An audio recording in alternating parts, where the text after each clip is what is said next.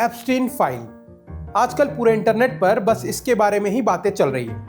और अगर आप बस ये सोच रहे हैं कि ये कहानी केवल अमेरिका की पुरानी फाइलों या किसी बीते स्कैंडल से रिलेटेड है, तो थोड़ा रुकिए, क्योंकि ये कहानी उन आवाज़ों के बारे में भी है जिन्हें वर्षों से दबाया गया, उन चेहरों के बारे में भी है जिन्हें कैमरों से गायब कर दिया गया, और उस सिस्टम के बारे में भी जो बार बार कहता है कि सब कुछ पेश कर दिया गया है, जबकि अभी भी सच को थोड़ा अधूरा छोड़ दिया गया है। क्योंकि जब दिसंबर 2025 में घोषणा की गई कि जेफरी एप्स्टीन से संबंधित फाइलों को पूरी तरीके से सार्वजनिक किया जाएगा, तो लोगों को उम्मीद थी कि अब जो पर्दा था वो पूरी तरीके से हट जाएगा और वो नाम साफ होंगे जिससे पीड़ितों को न्याय मिल सके। तो पहले मैं आपको पूरी कहानी बता देता हूँ। जेफरी एप्स्टीन एक ऐसा शख्स जो अमीरी, रसूख और सत्ता के गलियारों में घूमते घूमते ना जाने कितनी जिंदगियों को अंदर से तोड़ गया।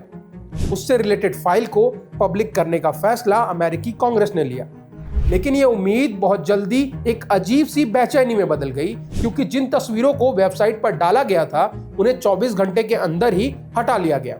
ये फाइल उस व्यक्ति से जुड़ी है जिसका नाम आज भी लोगों के जहन में डर और गुस्से को एक साथ उभारता है। जेफरी एप्स्टीन ने अपने निजी आइलैंड पर आलीशान घरों और ऊंचे संपर्कों का इस्तेमाल करके एक संगठित यौन शोषण का जाल खड़ा किया, जिसने यह साबित कर दिया कि अगर आपके पास पैसा और रसूख है तो सिस्टम कितनी देर तक आंखें मूंद कर रख सकता है। फिर चाहे इंडिया हो, अमेरिका हो, इससे कोई फर्क नहीं पड़ता, क्योंकि इंडिया में भी लोगों ने ऐसा ही देखा जब पुणे में एक पोर्शे ने 2 लोगों की जान ले ली, जिस पर कोर्ट का क्या फैसला आया कि उसे एक ऐसे लिखना होगा। चलिए छोड़िए, अब एप्स्टीन मुद्दे पर आते हैं। बीबीसी की रिपोर्ट के हिसाब से जिन तस्वीरों को पहले सार्वजनिक किया गया था उनमें एप्स्टीन के साथ कई जाने माने चेहरे दिखाई दे रहे थे, और यहीं से विवाद की शुरुआत हुई, क्योंकि तस्वीरों को हटाने के बाद सवाल उठने लगे कि क्या यह कदम पीड़ितों की सुरक्षा के लिए उठाया गया या फिर किसी और को बचाने के लिए। इस पर न्याय विभाग ने सफाई दी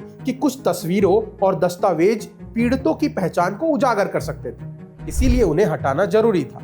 लेकिन आम जनता और पीड़ितों के समर्थकों को यह तर्क अधूरा लगा, क्योंकि अगर वाकई मकसद गोपनीयता था तो पहले इतनी जल्दबाजी से उन्हें जारी क्यों किया गया।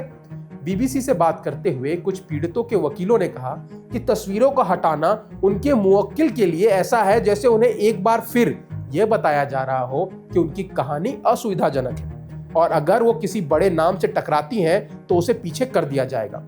ये भावना केवल अमेरिका तक सीमित नहीं है, बल्कि दुनिया भर के लोग इस खबर को इसीलिए इस गंभीरता से देख रहे हैं क्योंकि यह उस सार्वभौमिक डर को छूती है कि क्या सचमुच सभी के लिए कानून एक जैसा है, या फिर ताकतवर लोग अपने नियम अपने हिसाब से बनाते हैं। शुक्रवार को जारी किए गए दस्तावेज में डीओजे डिस्क्लोजर नामक फोल्डर में तस्वीरें शामिल थी। इनमें से अधिकांश तस्वीरें एफबीआई द्वारा न्यूयॉर्क शहर और यूएस वर्जीनिया आइलैंड से एप्स्टीन के घर की विभिन्न तलाशी के दौरान जब्त की गई थी। नई तस्वीरों में संगीतकार Mick Jagger, Michael Jackson, Diana Ross Epstein के साथ कई और लोग दिखाई दे रहे हैं, जिनके चेहरों को धुंधला कर दिया गया है।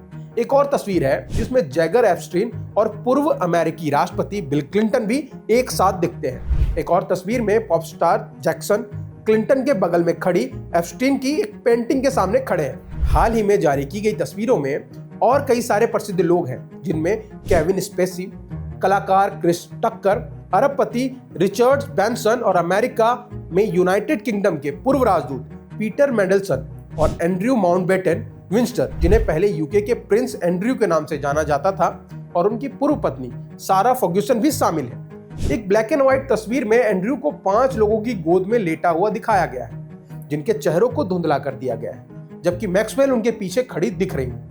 न्याय विभाग ने तस्वीरों की सामग्री या संदर्भ के बारे में कोई विवरण शामिल नहीं किया। इस मामले में अमेरिकी राजनीति में भी हलचल पैदा कर दी। कुछ सांसदों ने मांग की कि न्याय विभाग यह स्पष्ट करे कि कौन सी तस्वीरें हटाई गई हैं, किस आधार पर हटाई गई और क्या उन्हें दोबारा सार्वजनिक किया जाएगा।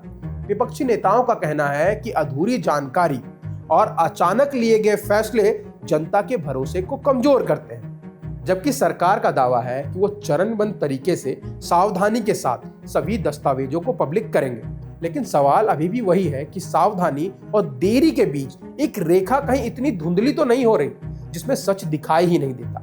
एप्स्टीन के मौत के बाद ये आशंका बनी हुई है कि कई सवाल शायद कभी पूरी तरीके से सामने आएंगे ही नहीं, और हर बार जब कोई फाइल या फोटो हटती है तो ये आशंका और गहरी हो जाती है। इस कहानी में एक और मानवीय परत है जो अक्सर अनकही रह जाती है, पीड़ितों के परिवार की। उनके माता पिता की कल्पना कीजिए, जिन्होंने सालों पहले अपनी बेटी की चुप्पी को सिर्फ किशोरा अवस्था की उलझन समझ लिया था, और आज जब उन्हें सच्चाई का एहसास हुआ है तो वे भी इस बात का इंतजार कर रहे हैं कि शायद इन फाइलों के जरिए दुनिया उनके बच्चे के दर्द को समझेगी। तस्वीरों को हटाना उनके लिए भी एक संदेश बन जाता है कि इंसाफ अभी भी अधूरा है। तो अब आपकी इस पर क्या राय है, कमेंट सेक्शन में हमें जरूर बताइए, और ऐसी ही और जानकारियों के लिए जुड़े रहें बजरबट्टू दुनिया पर।